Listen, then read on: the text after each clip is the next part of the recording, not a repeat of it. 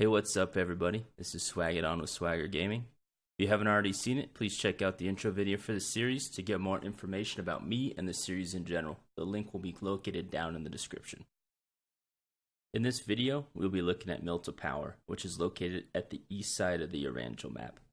This location typically has a low number of people dropping and averages around 1.7 enemies. Here are all the plane paths and drop locations. The colors don't mean anything here, they are just to try and make this mess a little bit easier for y'all to read. There were a few very similar paths, but none were the exact same. The triangles here represent where I dropped and the direction the plane was moving at the time. In the 30 drops at Mylta Power, I dropped an average of 715 meters from the location, or just around 7 of the small grid squares on the map.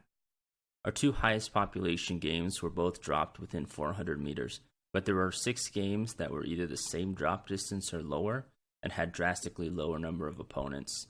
The highest number of opponents was 7, and this was dropped at 400 meters, followed by 5 opponents at 200 meters.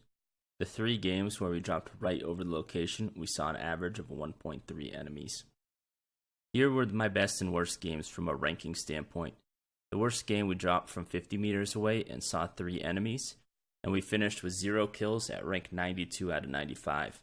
My best game we saw 0 enemies drop at our location and finished with 2 kills at rank 3 of 96.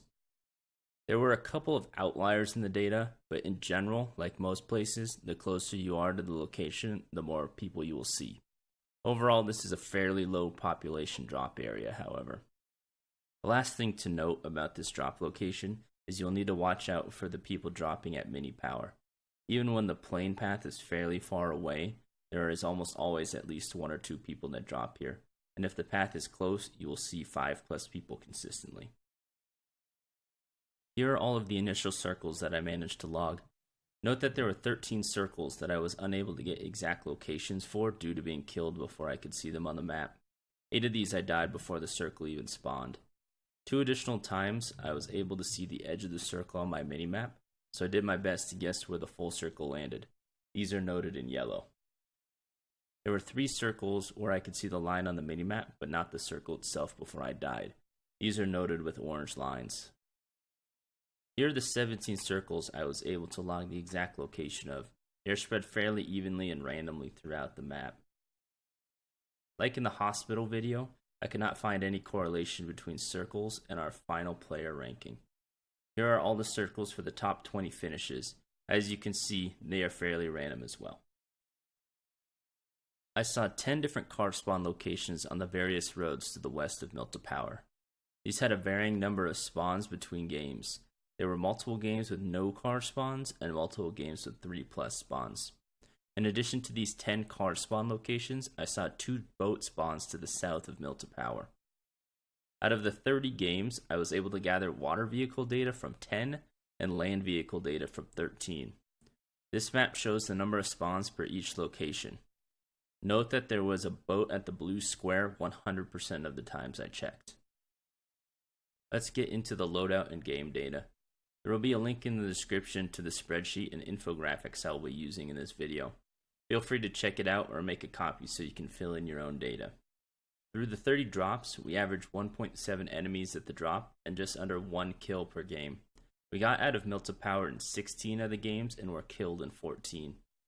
We ended with an average rank of 47.9 out of 94.8 players over 11 minutes and 8 seconds and just over 141 BP. We found the P1911 the most as our first weapon. Overall, we saw 14 pistols, 5 shotguns, 5 SMGs, 3 ARs, 2 snipers, and 1 crossbow first out of the 30 drops. Our overall loadout stats were pretty nice. We ended with ARs 80% of the time and snipers 33% of the time. If you look at only the data where we made it out, however, this number jumps up to 131% for ARs and 44% for snipers. There was only 1 game where we made it out of Mylta Power and did not find an assault rifle. We found on average 1.3 grenades, 1.2 first aids, 2.2 bandages, and 1.4 energy drinks. We saw 0 painkillers and only 4 medkits through all 30 games. We also found a pan 43% of the time. For our gear, we saw an average of 1.7 hat level, 1.4 vest level, and 1.5 bag level. We picked up a red dot or hollow 90% of the time, and ended up with a 2x, 4x, or 8x scope 57% of the time. To see attachments or individual game stats, please check out the spreadsheet linked in the description below. Mylta Power is another fun place to drop. You'll have a few enemies to deal with early on, but once you get out, there are multiple car and boat spawns for dealing with most circles.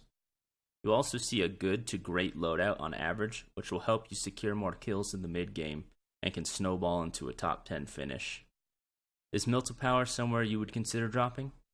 Would you like to see more different stats in these videos moving forward? Let me know in the comment section down below. Thanks!